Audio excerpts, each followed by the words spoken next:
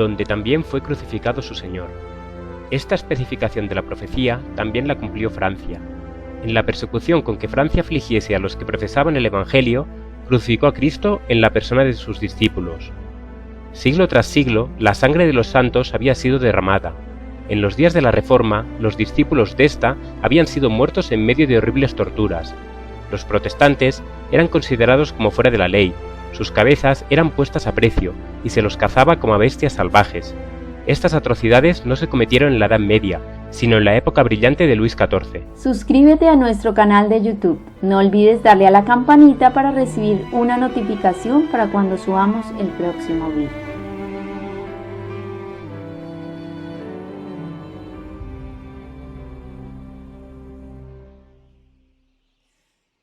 Pero lo más siniestro que se registra en el negro catálogo de crímenes, el más horrible entre los actos diabólicos de todos los siglos, fue la matanza de San Bartolomé.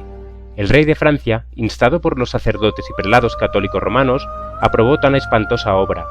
Miles de protestantes, que tranquilamente dormían en sus casas con la confianza en la palabra que les había dado el rey asegurándoles protección, fueron arrastrados a la calle sin previo aviso y asesinados a sangre fría. 7 días continuó la masacre en París, con una furia indescriptible en los 3 primeros, y no se limitó a la ciudad, sino que por decreto especial del rey se hizo extensiva a todas las provincias y pueblos donde hubiese protestantes. La matanza prosiguió en toda Francia por espacio de 2 meses. Perecieron en ella 70.000 personas de la flor y nata de la nación.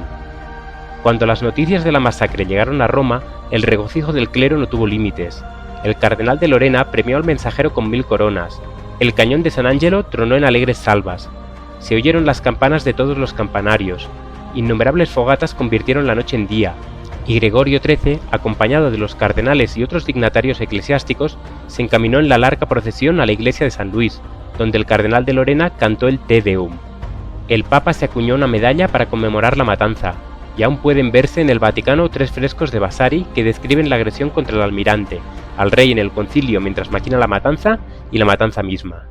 El mismo espíritu maestro que impulsó la matanza de San Bartolomé fue el que dirigió las escenas de la popular revolución. Jesucristo fue declarado un impostor, y el grito popular de los incrédulos franceses era «Aplasten al infame», refiriéndose a Cristo.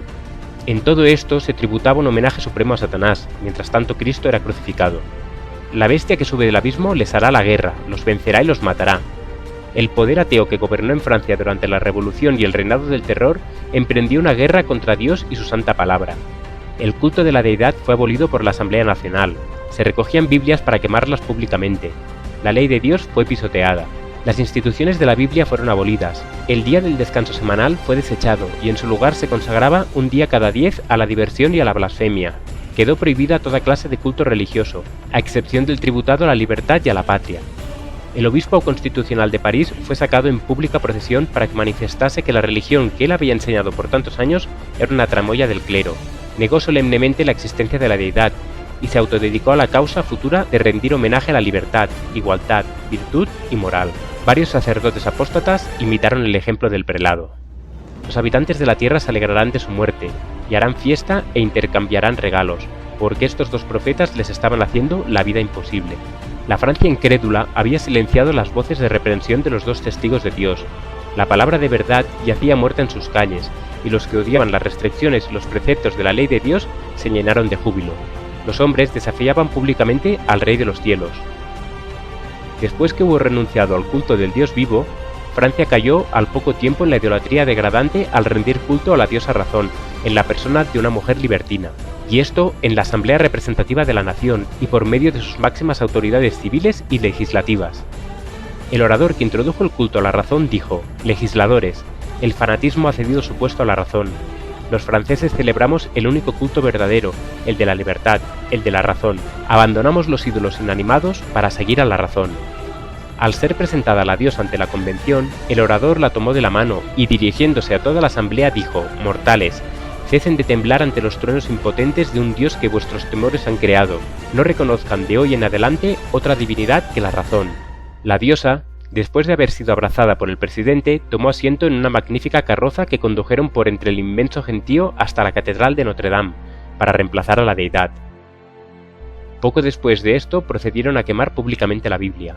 El papismo había principiado la obra que el ateísmo se encargaba de concluir. A la política de Roma se debía la condición social, política y religiosa que empujaba a Francia hacia la ruina. De esos excesos debe hacerse responsables el trono y a la Iglesia, pero en estricta justicia deberían atribuirse a la Iglesia sola. El papado había envenenado la mente de los reyes contra la Reforma como una enemiga de la corona, como un elemento de discordia que sería fatal para la paz y la armonía de la nación. Fue el genio de Roma el que por este medio inspiró las más espantosas crueldades y la acérrima presión que procedían del trono. El espíritu de libertad acompañaba la Biblia. Doquiera se lo recibiese, el Evangelio despertaba la mente de la gente. Estos empezaban por arrojar las cadenas que los habían tenido sujetos a la ignorancia, al vicio y la superstición. Empezaban a pensar y obrar como hombres. Al ver esto, los monarcas temieron por la suerte de su despotismo. Roma no fue lenta para inflamar los temores celosos de los reyes, decía el Papa al regente de Francia en 1525. Esta manía, refiriéndose al protestantismo, no solo confundirá y destruirá la religión, sino también todos los principados, la nobleza, las leyes, el orden y las jerarquías. Y dirigiéndose al rey le daba esta advertencia: Señor, no sea engañado. Los protestantes van a trastornar tanto el orden civil como el religioso. El trono peligra tanto como el altar. La introducción de una nueva religión necesariamente debe introducir un nuevo gobierno. Así roban al rey el afecto leal de sus súbditos y destruyen la Iglesia y el Estado al mismo tiempo. De este modo logró Roma predisponer a Francia contra la Reforma, y la espada de la persecución se desenvainó por primera vez en Francia para sostener el trono. Poco previeron los reyes de la tierra los resultados de esa política fatal. Las enseñanzas de la Biblia habrían implantado en las mentes y los corazones de la gente esos principios de justicia, temperancia, verdad, equidad y benevolencia que son la piedra angular de la prosperidad de una nación. El que obedece a la ley divina es el que más fielmente respetará y obedecerá las leyes de su país. El que tema a Dios honrará al rey en el ejercicio de su autoridad justa y legítima. Pero por desgracia, Francia prohibió la Biblia y desterró a sus discípulos. Siglo tras siglo, hubo hombres de principios e integridad, de gran inteligencia y fortaleza moral, que tuvieron valor para confesar sus convicciones y fe para sufrir por la verdad. Siglo tras siglo estos hombres penaron como esclavos en las galeras y perecieron en la hoguera, o los dejaron que se pudrieran en inmundas mazmorras. Miles y miles se pusieron a salvo huyendo, y esto duró 250 años después de iniciada la Reforma. Casi no hubo generación de franceses durante ese largo periodo que no fuera testigo de la fuga de los discípulos del Evangelio que escapaban de la furia demente de los perseguidores, llevándose consigo la inteligencia, las artes, la industria y las habilidades, que por lo general los distinguían, para enriquecer a los países donde encontraban asilo. Y en la medida que enriquecían a otros países con sus preciosos dones, empobrecían el propio.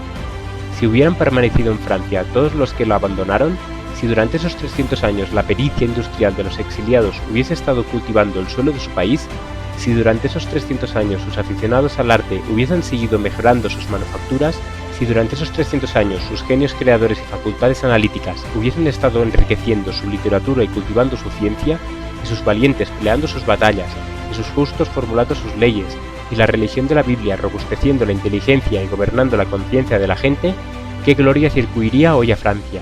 Qué país grande, próspero y dichoso hubiese sido, toda una nación modelo, pero una intolerancia ciega e inexorable echó de suelo a todos los que enseñaban la virtud. Al fin, la ruina del Estado fue completa y la revolución, con todos sus horrores, fue el terrible resultado.